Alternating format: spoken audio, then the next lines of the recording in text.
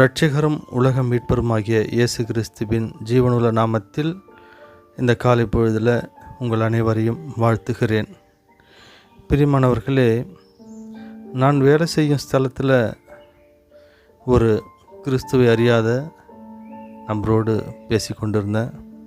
அப்போ இயேசு கிறிஸ்துவை பற்றி அவருக்கு கொஞ்சம் சொல்லி கொடுத்துட்டு இருந்தேன். ஏசப்பாவை ஏற்றுக்குங்க, உங்களுடைய மரணத்துக்கு பிற்பாடு நித்திய ஜீவனுக்குள்ளே போகணும், மோட்சத்துக்கு போகணுன்னா ஏசப்பாவனுடைய ரத்தத்தில் நீங்கள் கழுவப்பட்டிருக்கணும், ஞானஸ்தானம் வாங்கியிருக்கணும். அப்போ தான் நீங்கள் ஏசப்பாட்ட வர முடியும். அதனால் ஏசப்பா ஏற்றுக்குங்கன்னு சொல்லி நான் சொல்லிகிட்டு இருந்தேன். அப்போ அவர் ரொம்ப கோவப்பட்டு என்ன சொன்னார்னா, முதல்ல நீங்கள் போயிட்டு உங்கள் கிறிஸ்தவங்களுக்கு சொல்லுங்கள். உங்கள் கிறிஸ்தவங்க எல்லாம் என்ன பண்ணுறாங்க? குடிக்கிறாங்க, பொய் பேசுகிறாங்க, லஞ்சம் வாங்குகிறாங்க, குடும்பத்தில் சமாதானம் இல்லை, சண்டை போடுறாங்க, எல்லா விதமான தரித்திரமும் அவங்க குடும்பத்தில் இருக்குது, கிறிஸ்தவங்களுக்குள்ளே இருக்குது. நீ முதல்ல எனக்கு சுவிசேஷம் சொல்கிறத நிறுத்திட்டு நீ போய் அவங்களுக்கு சொல்லுங்கள் அப்படின்னு அவர் இயேசு கிறிஸ்துவ ஒரு தூஷணம் மாறி. அப்போ நம்மளை கிறிஸ்துவனுடைய போர்வைக்குள்ளே இருக்கிற, கிறிஸ்துவனுடைய பெயருக்குள்ளே இருக்கிற கிறிஸ்துவரில் நாம் என்ன பண்ணுறோன்னா, புறஜாதியருடைய வாயினால் இயேசு கிறிஸ்துவனுடைய நாமத்தை தூஷிக்க பண்ணுறோம். அதுதான் பாருங்களேன், எபிரேயர் 6வது அதிகாரம் 6வது வசனத்தில் இந்த மாதிரி எழுதியிருக்குது. இதை படிக்க கேட்போம். தேவனுடைய நல்வார்த்தையையும் இனி வரும் உலகத்தின் பலன்களையும் ருசி பார்த்தும் மறுதலித்து போனவர்கள் தேவனுடைய குமாரனை தாங்களே மறுபடியும் சிலுவையில் அறைந்து அவமானப்படுத்துகிறபடியால் மனம் திரும்புவதற்கேதுவாய் அவர்களை மறுபடியும் புதுப்பிக்கிறது கூடாத காரியம். கிறிஸ்துவுக்குள் பிரியமானவர்களே, இயேசு கிறிஸ்துவை அறிந்து அவரை இரட்சகராக ஏற்று நாம் என்ன பண்ணுறோன்னா, ஒவ்வொரு நாளும் அவரை சிலுவையில் அறையவர்களாகவே இருக்கிறோம். ஏன் அப்படின்னு கேட்டாச்சுன்னா, கிறிஸ்துவுக்குள்ளார நம்ம இன்னும் குழந்தைகளாகவே இருக்கிறோம். நம்முடைய வாழ்க்கையில் கிறிஸ்துவுக்குள்ளாக நம்ம வளர்கிறதுக்கான பக்தி முயற்சிகள் எடுக்கிறோம். பல வகையான பக்தி முயற்சிகள் நம்ம என்ன பண்ணுறோம், நம்முடைய சர்ச்சில் இருக்கிற சுரூபங்களுக்கெல்லாம் மாலை வாங்கி போடுறோம், புடவைலாம் வாங்கி கட்டுறோம். அது இல்லாமல் வேளாங்கண்ணிக்கெல்லாம் நம்ம நடந்து போகிறோம், பாத யாத்திரைலாம் போகிறோம், முழங்கால் படியிட்டு செய்கிறோம், மொட்டை அடிக்கிறோம், பல வகையான பக்தி முயற்சிலாம் செய்கிறோம். இருந்தாலும் இதுன்னா இந்த வசனத்தை சொன்ன மாதிரி நம்ம குழந்தைகளாகவே இருக்கிறோம். அதாவது எபிரேயர் 5வது அதிகாரம் 12வது வசனத்தை படிக்க கேட்போம்.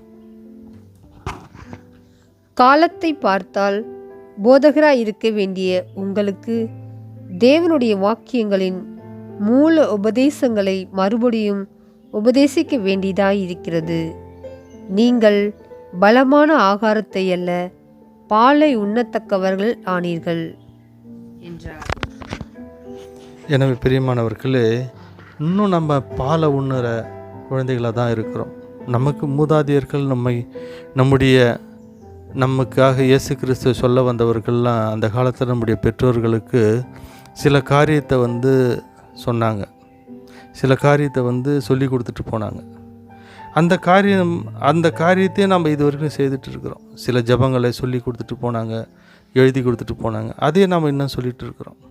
ஒரு முறை நான் 2012வது வருடம் நாங்கள் ஆர்மியில் இருக்கும்போது நாச்சனா அப்படின்ற ஒரு இடத்துக்கு ட்ரைனிங் செய்வதற்காக போயிருந்தோம். அந்த இடத்துல கிறிஸ்தவர்கள்லாம் ஒன்றா சேர்ந்து ஜெபிக்கலாம் அப்படின்னு சொல்லிட்டு அங்கே இருந்த ஒரு சீனியர் என்ன பண்ணார்னா, நாங்கள் கிறிஸ்தவங்கள்லாம் கொஞ்சம் பேர் வாங்கப்பா, இன்றைக்கி ஈஸ்டர் பண்டிகையில் நம்ம என்ன பண்ணணும், நம்ம இந்த பாலைவனத்தில் இருந்தாலும் நம்ம எல்லாம் சேர்ந்து ஜெபிக்கணும் அப்படி சொல்லி ஒரு இடத்துல கூப்பிட்டு போனார். ஒரே ஒரு மரம் இருந்தது அங்கே, வெயில். அந்த வெயிலுக்கு மத்தியில் ஒரு மரம் இருந்தது. அந்த ஒரே ஒரு மரத்துக்கு அடியில் நாங்கள் எல்லாம் போயிட்டு ஒரு 6-7 பேர் இருக்கோம். அந்த இடத்துல நாங்கள் உட்காந்து ஜெபிக்கிறதுக்காக போயிருந்தோம்.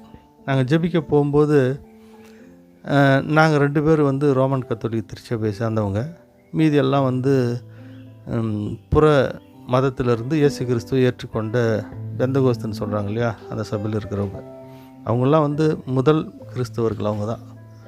அவங்களாம் வந்து இப்போ எல்லோரும் ஒன்றா சேர்ந்து ஜெபிக்கும்போது இயேசு கிறிஸ்துவுடைய அந்த பாடுகள் இதெல்லாம் கொஞ்சம் படித்தாங்க. படிச்சுட்டு சொல்லிவிட்டு எல்லோரும் இப்போ நம்ம ஜெபிக்கலாம், ஒருத்தராக ஜெபிக்கணும்னு சொல்லி ஜெப குறிப்புகளை கொடுக்கும்போது நான் என்ன ஜெபம் பண்ணேன்னாக்கா, நம்ம கர்த்தர் கற்பித்த ஜெபத்தை நான் சொல்லி முடித்தேன். என் கூட இருந்த இன்னொருத்தர் வந்து அவரும் என்ன பண்ணார்னா மங்கள வார்த்தை ஜெபத்தை சொல்லி முடித்தார். ஆனால் அவங்க சொன்ன ஜெப குறிப்பு வேறு, நான் செஞ்ச ஜெபம் வந்து வேறு.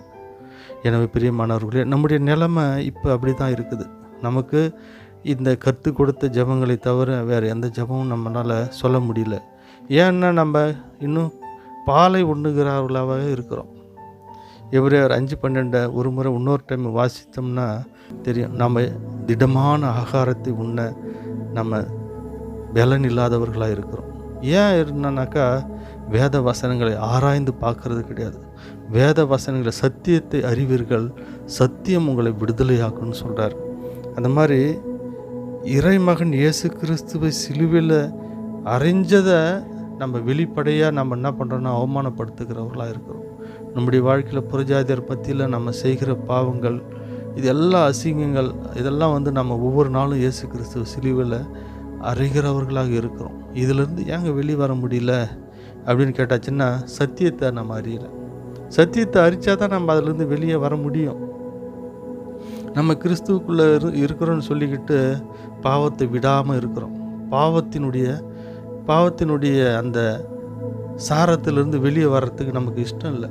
முதலாவது இஷ்டம் இல்லை. ஏசப்பா கூட பாருங்களேன், அந்த குருடர்களை பார்த்து நான் உங்களுக்கு என்ன செய்யணும்னு சொல்லி கேட்குறாரு.